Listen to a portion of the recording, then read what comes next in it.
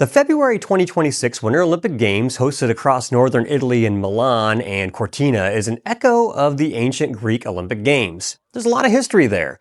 Like I tell my students, you're not just watching sports, you're watching something with roots that go back almost 3,000 years, all the way to ancient Greece. When we think of the Olympics today, we think of countries, medals, national anthems, and massive stadiums, but the original Olympic Games were very different. They weren't international.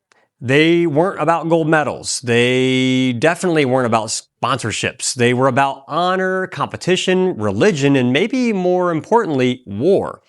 So where did the Olympic Games come from? Why did Greek city-states stop fighting just to hold them? What events did they compete in? And how did these ancient games eventually turn into the modern Olympics we know today? Let's dig in. The ancient Olympic Games were held at Olympia in western Greece. Not a city, but a sacred religious sanctuary dedicated to Zeus, the king of the gods. Olympia wasn't chosen because it was convenient. It was chosen because it was holy.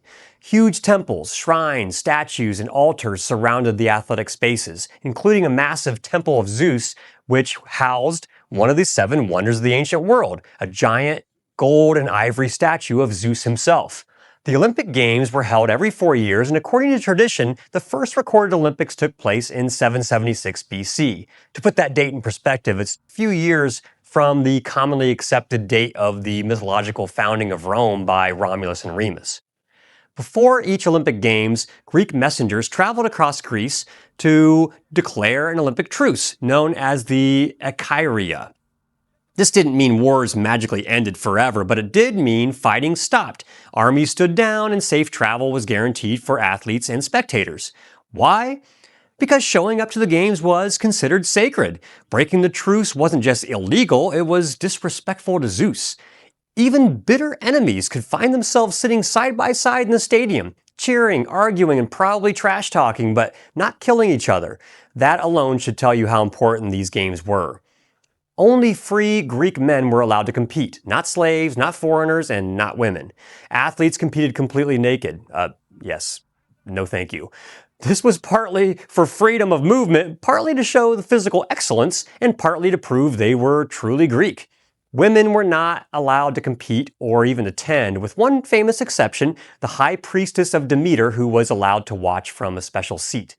However, and this is important, there were separate athletic games for women called the arete. Young women competed in foot races wearing short tunics completely separate from the men's Olympic Games. The oldest and most prestigious event of the Games was the stade, a sprint roughly 600 Greek feet or about 192 meters, just about halfway around a modern track. In the earliest Olympics, this was the only event. The stade took place in a long, narrow track, and this is where we get the word stadium. The stadium at Olympia could hold around 40 to 50,000 spectators packed onto hillsides, maybe earthen slopes, not seats, no shade, just heat, dust, and yelling. And here's the key thing. There were no stopwatches, no recorded times. You didn't necessarily need to be fast. You just needed to be faster than everyone else. You needed to be first. That's why there were, and still are, prelims, semifinals, finals.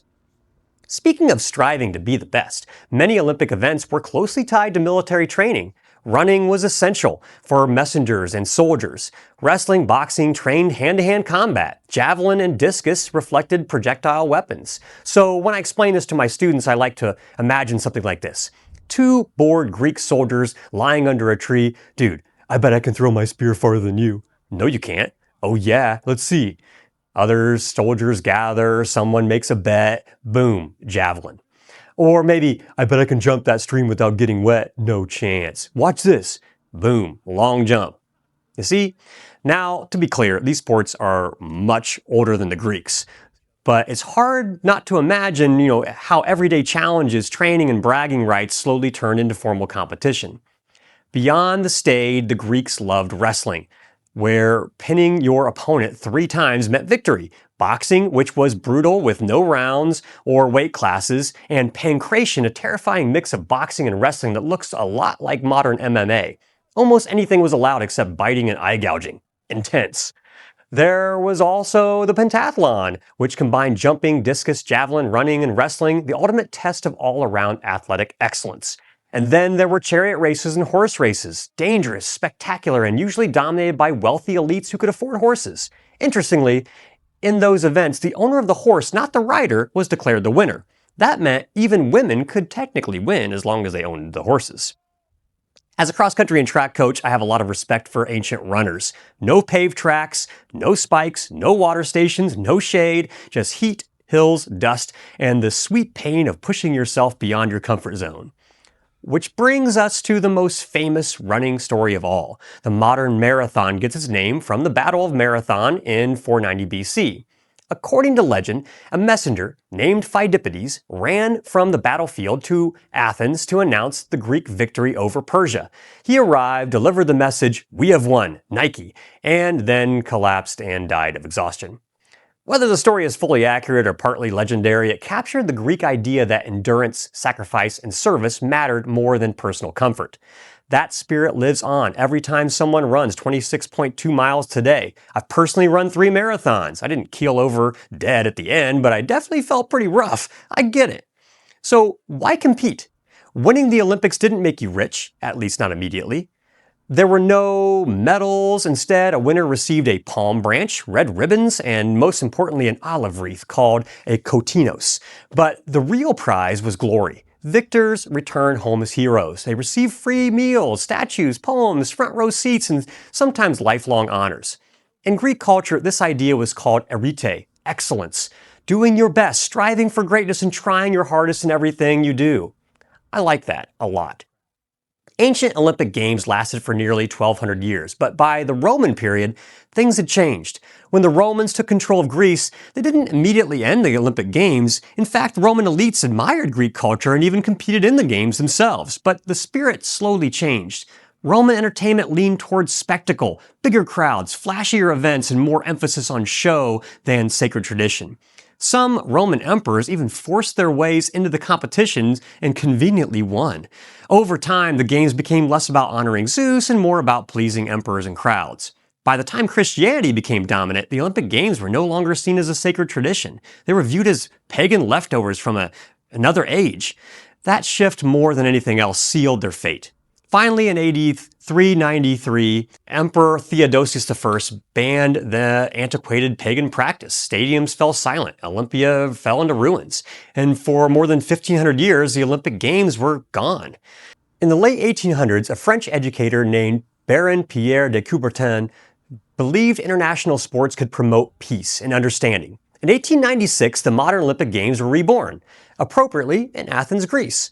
Over time, the games expanded, more sports, more countries, the creation of separate summer and winter games, and eventually a rotating host city system. Today, the Summer and Winter Olympics alternate every 2 years, and in 2026, the Winter Games will once again take center stage. Now, if you are already thinking, okay, how does all of this compare to the Olympics today? That's a fair question. The modern Olympics still talk about Olympic truce. And since the 1990s, the United Nations has even passed resolutions calling on nations to honor it. But unlike ancient Greece, it's symbolic. Wars don't actually stop anymore, and yes, the truce has been broken many times. Conflicts have continued during nearly every modern Olympic era, so compared to the ancient world, the idea of a truce today is more hopeful than enforceable. The events themselves are also wildly different. Today, some of the most popular Olympic sports include gymnastics, swimming, basketball, soccer, and events that rely heavily on technology, specialized equipment, and precise timing down to the thousandth of a second. Speed skating, for example. The Greeks would probably have been amazed and confused by these sports. They'd respect the speed of the sprinters and the endurance of the distance runners, but they might struggle with sports where teamwork matters more than individual glory. Gymnastics would impress them, but sports like basketball or volleyball would feel strange. No spears, no wrestling, no obvious military connection. To the Greeks, athletics were about preparing the body for war and proving personal excellence. Many modern events would feel more like games than training. They were definitely entertaining. The Olympic Games didn't start as entertainment, though. They started as a test of excellence, discipline, and representing your city-state. A way for Greeks to compete without destroying each other. And every time the torch was lit, we're seeing that echo of something ancient. This is Have to Know History. History you just have to know. Thanks for being here.